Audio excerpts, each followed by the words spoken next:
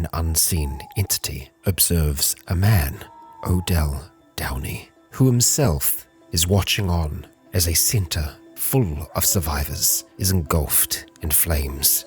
The unseen observer's focus shifts again to another man, J.C. Cruz, a prisoner not that long ago. He calls out to his flock of turkeys, sprinkling feed on the ground, unaware that he is being watched.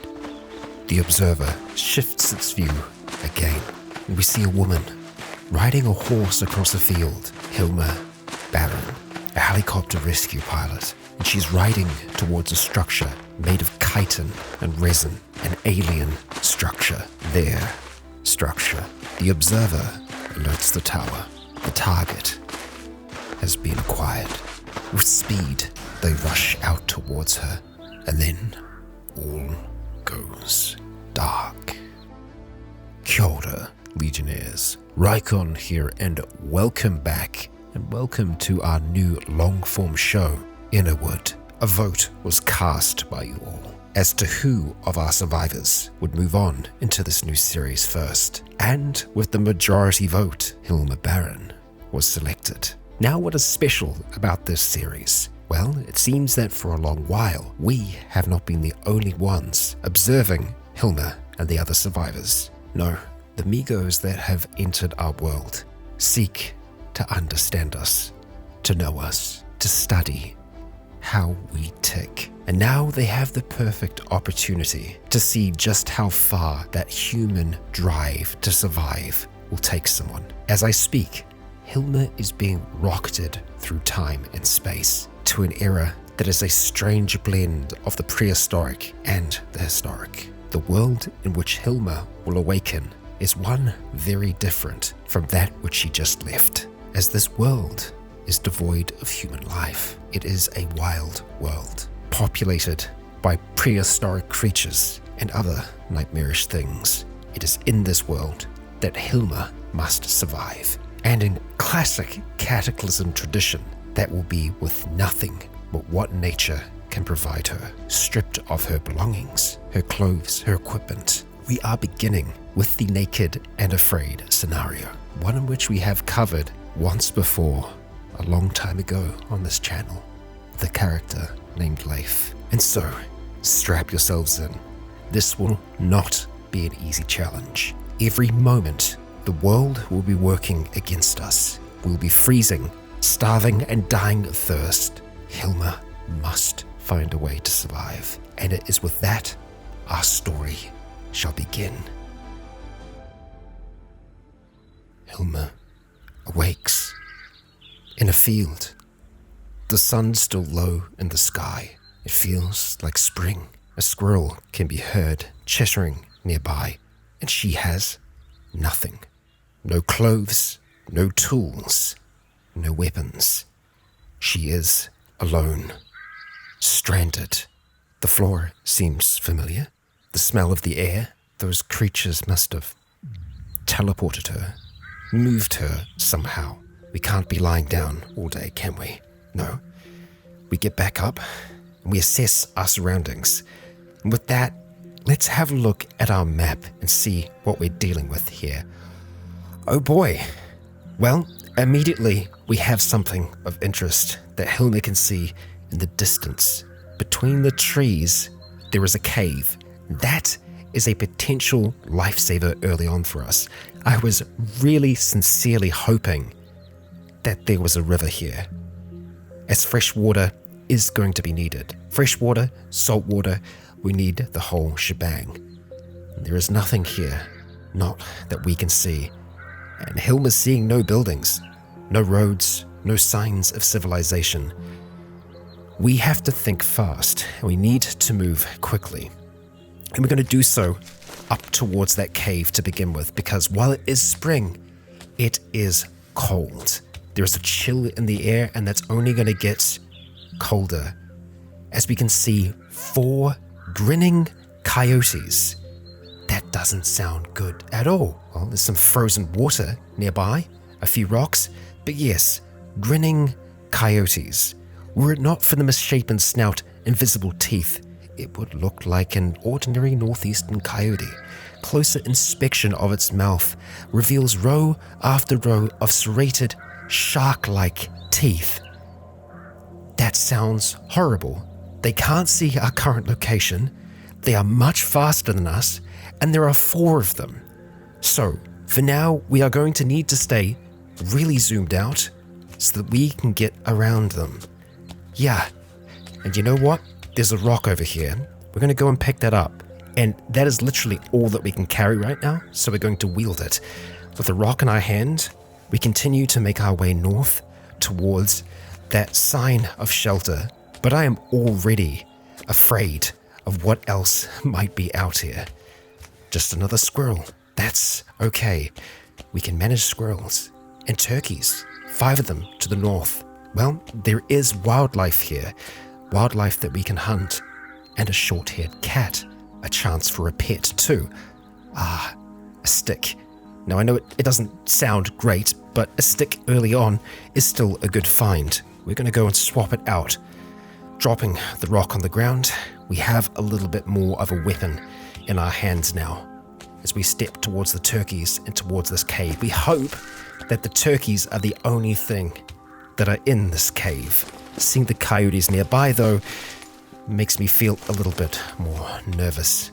We approach, and we can see it there. The stone jutting up between the trees.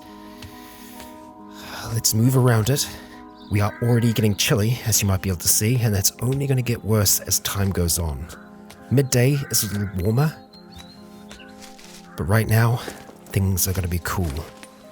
Alright, but in here, we would hope that the temperature would be better. Let's peek around the corner. Alright, there's still a little bit of light in here. Peeking further. Alright. Well, it's not bad. We are still chilly in here though. It doesn't seem to really block out the wind at all. Okay. Does it go down? That is the question. If it does, then that's a really big chance for salvation. A shelter. Shelter is the most important thing when it comes to survival. Shelter, then food, then water. And fire, that's included in the shelter. Okay, there is a path leading down. We're going to have to peek. Now it's going to be dark. There might be other things down there. We don't know. We can't be sure. Sticking our head down the stone ramp. Yeah, we cannot see far at all. Dirt. Alright. We're gonna go down. Okay. Wait. A wall of solid earth. Okay. I thought that was tilled soil for a second there. Let's peek out further. No, it's okay. And look at that. Our temperature is rising. Amazing. This is an incredible find. If Leif had this early on, well, let's just say this is a boon. But here's the thing. Caves are popular because it's shelter. There may be other animals here. We do have a weak scent, so they might have a hard time smelling us. Okay, there's something down here. A chunk of hematite? And we can see light over here as well. Interesting. That looks like where we peeked down. Okay. There's stones here. Galena, limestone, chunks of it though, that have just fallen away from the cave wall. Sulfur, coal. This is very good. Very, very good. Flaking rocks. There is, I imagine, this kind of primeval sense in this place. Whether or not humans have ever lived here before, just seeing the stones that are on the ground, we might be able to make a life for ourselves here. Especially with all this rock. That is phenomenally good. And there's a little bit of light here too. Strangely enough. Huh. Well, okay. This really changes things for us. The most important thing early on is getting our temperature to be okay. We know that this cave is now our home, and we are going to mark it as such. It is now home. Dead vegetation. Interesting. Okay. Yeah, I guess that's what these tiles are. Clear cut. Uniformly cut down. Okay, a few interesting notes on the map there.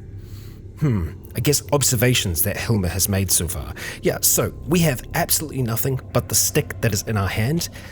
We now have access to a whole heap of stone though, which is brilliant. And with this light source that's in here, we're going to be able to craft down here as well, which is just, that is massive for us. We haven't seen any sources of water yet, which is a little frightening.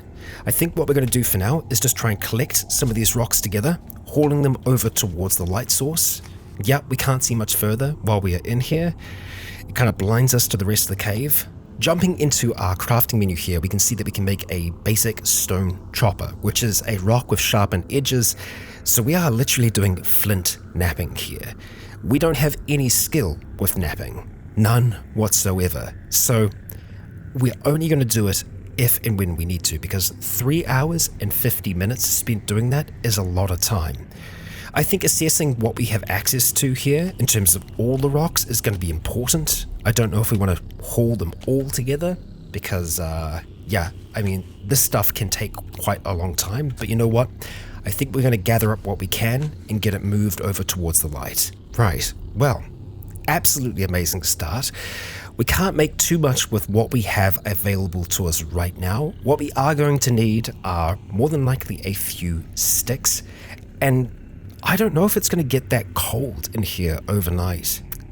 Still, even with that being the case, I think it's going to be wise for us to look at having a stone fireplace down here. Just a ring of fire that's going to give us warmth, and it's going to be something that we can cook by. If we have a look at our construction menu here and jump into fire, we can see that we can build a fire ring, and we actually have enough rocks to be able to do this right now. What we are going to need is a digging stick though. So with that, let's have a look. We're going to jump in, go dig. We see that we need to have a tool with cutting of 1 or more. Now there are certain types of rock that can have cutting to them. It's a possibility for us to just find those, but let's just see what we can potentially make. So if we go quality and then cut, yep, a stone chopper. Now, 2 hours and 30 minutes. That's a little bit better than what we had before.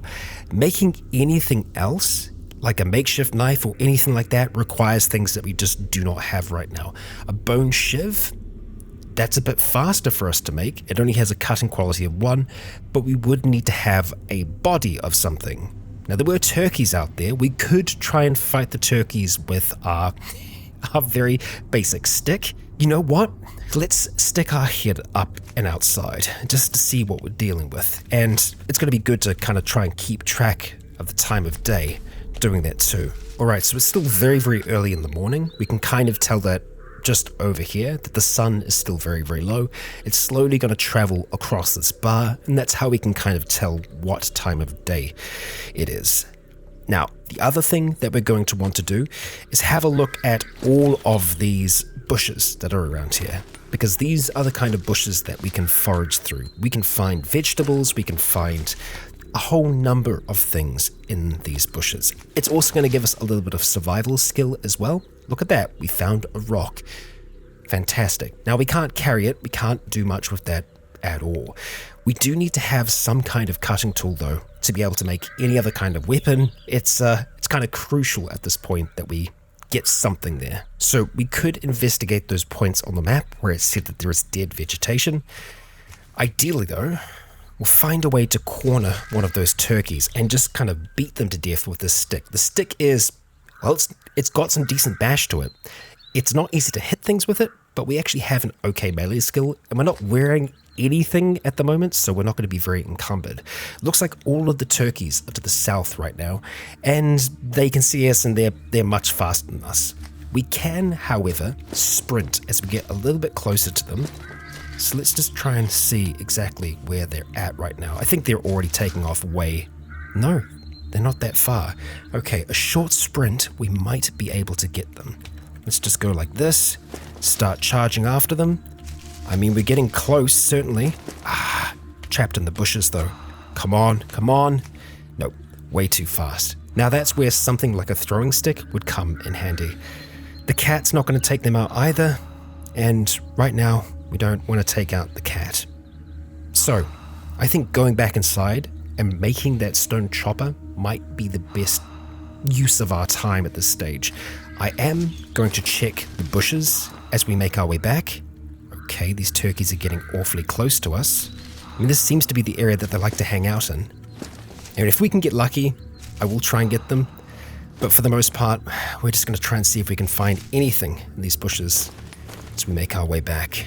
Yeah, we didn't find anything of interest bar this stick, which we are going to drag back downstairs with us. Alright, well, we are going to get more hungry and we're going to get more thirsty during this, which is dangerous, but this is something that we need to craft.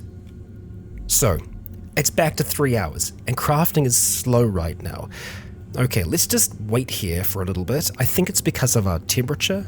We'll just wait until we're comfortable again. Yeah, we can see that being cold does affect our movement. It makes things harder for us. Our fingers get harder to move, so we're just going to have to wait a little while.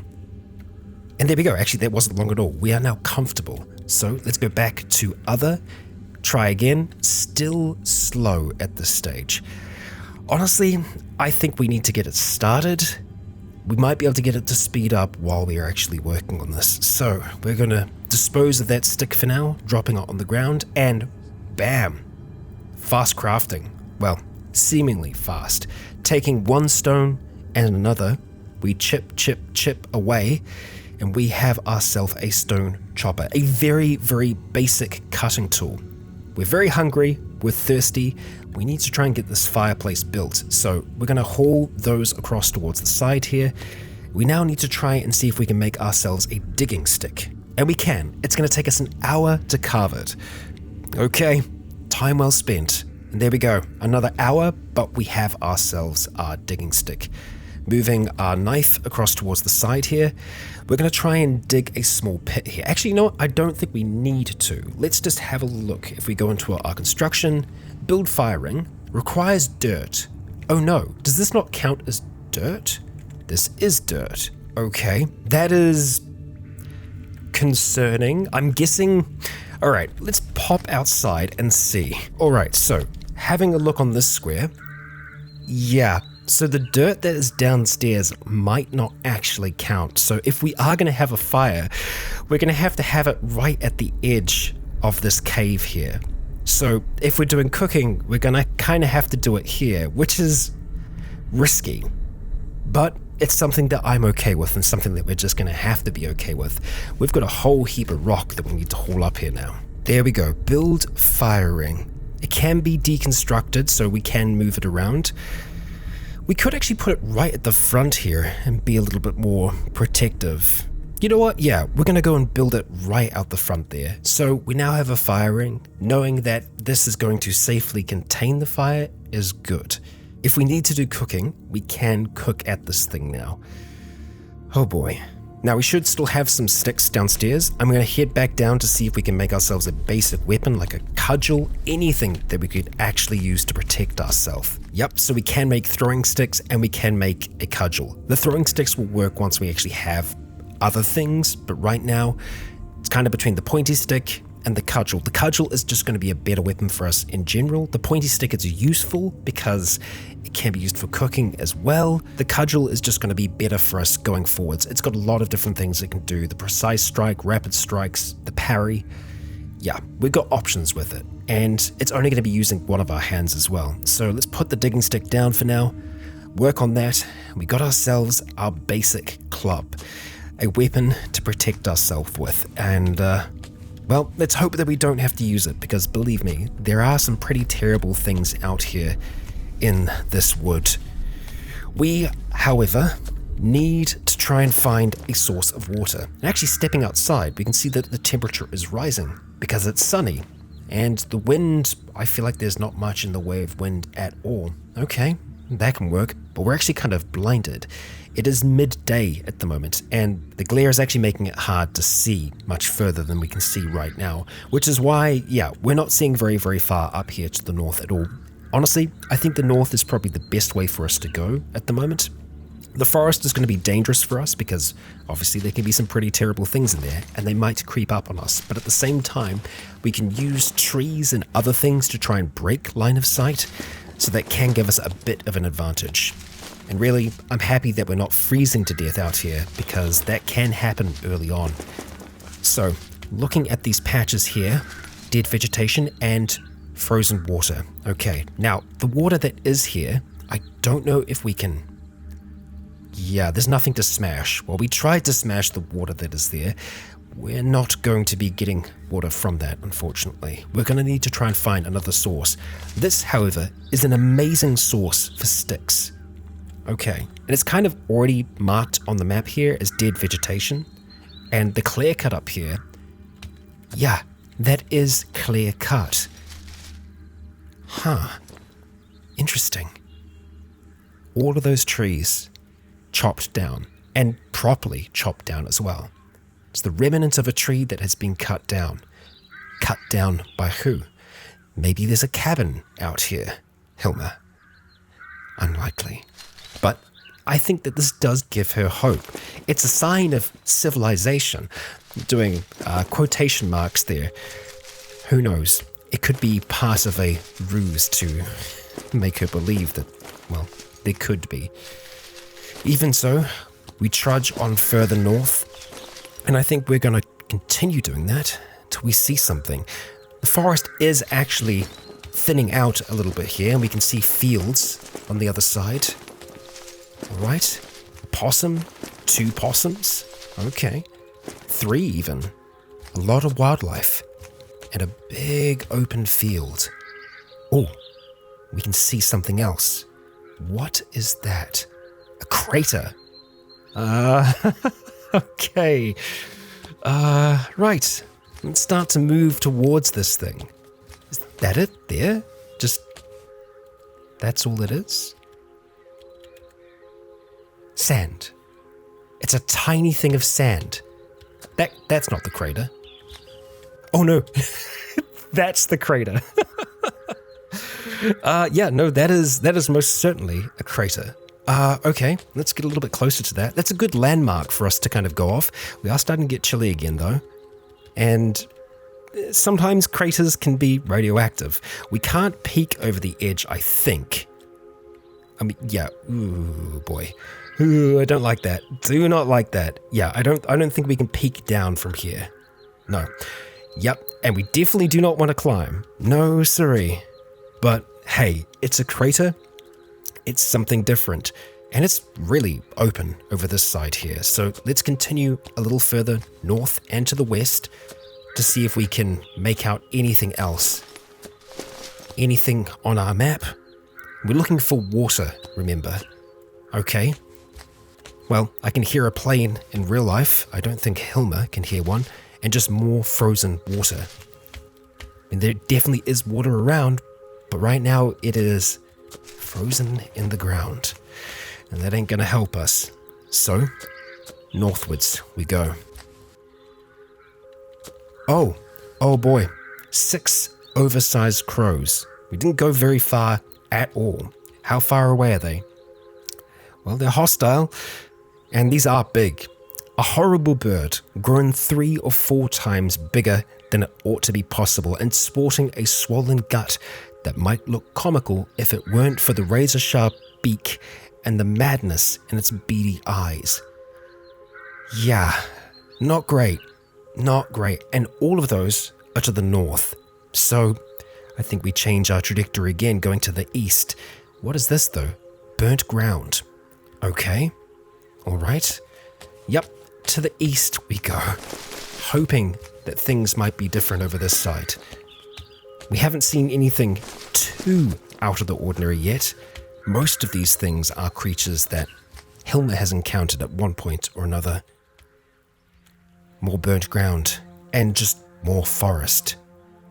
Okay, and this is more dead vegetation. Sure, 14 turkeys. Yeah, a decent amount of wildlife. Oh boy, and there we go. Huh. So, for one, a whole heap of turkeys. And then to the northeast, if we start to have a look over in this direction, Where exactly? Oh, yep, right there. 2 freaking dinosaurs. Pentaceratops, a massive rhino-like dinosaur with a tailbone crest, from which 4 long horns and a short nose horn emerge. Yeah, we do not want to mess with this thing. It's not a triceratops, it's a pentaceratops, and there's 2 of them, just wandering, lumbering through the woods. An incredible sight, but one that I imagine makes Hilma's stomach sink somewhat. Dinosaurs. Freaking dinosaurs. Well, there's gotta be a water source nearby then, right? Surely. A Diplosaurus. Okay. Here is where the dinosaurs wander. Let's have a look at the Diplo. Ah, there we go. This armored dinosaur looks like a giant prehistoric armadillo. Its tail ends in a spiked club of bone. Neat. Very cool. Well, to the north, a little further, we're seeing a giant rattlesnake to the northeast. All of these things we do not want to anger. And yet another dinosaur. Yeah, they're all here, aren't they? Let's have a look at you. Ed. Alright, it's similar to the last one that we just saw. Edmontonia.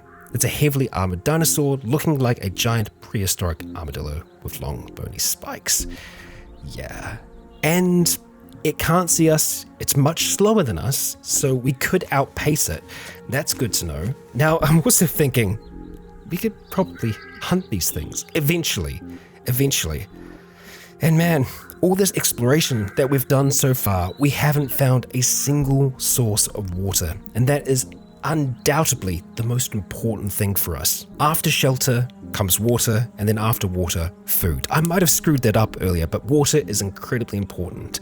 We will die a lot faster without water than we will without food. We do not want to piss these 2 off. We're going to see if we can kind of just go between them for now. Yeah, they seem okay. And yet another dinosaur. It's going to take me a little while to kind of get used to these and as to which ones we can hang around and which ones we can't. Nodosaurus. What are you? Oh, yet again, another variation. Okay, well that's good. These are all herbivores that we've discovered so far. Let's hope it stays that way. Okay, further to the north we wander. We don't want to go too far because we definitely want to make it back to our cave before the end of the day. We are seeing seas on the map here. Clay deposits. Excellent. Now that is super helpful. More dead vegetation, which I guess what's good about these spots is that we can pick up a whole heap of sticks from here. Knowing that there is clay nearby, that's really, really neat. And of course, usually where there's clay, there's water, or at least there was water at one point in time. Unfortunately, there doesn't seem to be any now, but the fact that there is clay here, this is definitely going to be a point that we come back to as we slowly grind our way up through the human technology tree. The woods are a lot denser here. I think we're getting close to the point where we're going to need to call it a day and head back, but we can see the forest thinning yet again. What if we wandered just a little further? Yeah, let's see what's past here. Well, for one, a Stegosaurus to the south. Okay, that's fine. Stegosaurus is yet another herbivore, but we need to remember that even herbivores can be incredibly dangerous if they feel threatened, and we do not want to threaten them. They might have young or something else nearby, and oh, wonderful. We can see a W on the mini-map. What does that mean? Well, it means there's a bloody wasp nest there. Okay, still no water. That's the burnt ground, and that's the wasp, which means that the wasp nest it's just outside of our sight. You know what? Let's stick to the edge of this forest. We do not want to tango with wasps. They're incredibly fast, and there is a big F here. F for grove. Okay, a single type of tree. Well, if it's something useful like pine, that'd be quite good. Let's see what the grove consists of. Okay, we can see a few of them through there. They look like mostly young trees. There's another grove as well. Oh, yeah, no, I see. Yeah, they are all dead pine trees. Huh. Okay, that's kind of creepy. I think we've got more clay up here to the northeast. Yep, clay deposit. Good. A pit. And no river. No water. Okay, this is the final push for today. As we make our way north again, it starts to rain. Okay, that's not great. Our temperature is definitely going to drop with the rain. And it's already pretty low. And this field is big. The wind starts to pick up, a moderate breeze. We push on, just a little further. Another crater. It's like we're being taunted. No water yet. Further still. Another crater. Smaller. It almost looks like an arrow. You know what? Screw it. We are going to take that as a sign. We need to get back home. The sun will set. We're going to get colder. And if we don't get warm, we will get frostbite and we will die tonight. That we do not want. And we've made it back in one piece, safe and sound. We aren't even fully through our first day. We need to sort the water issue. We need to try and find a way to make that work. And for now, we can try and make some more tools. We've got a cudgel. We can make traps. We do have ways to survive. We're going to need to use every ounce of our intelligence to make it here. Hilma's survival story is just beginning. She's got a long way to go. If you enjoyed today's episode, and if you're excited for this series, please consider leaving a comment or a like to let me know if you enjoyed the show. For now, I have been Rycon. You have all been awesome. And until next time, stay tuned. Finally, I'd like to extend a great big thank you to the Legion on Patreon. All of you continue to make this content possible.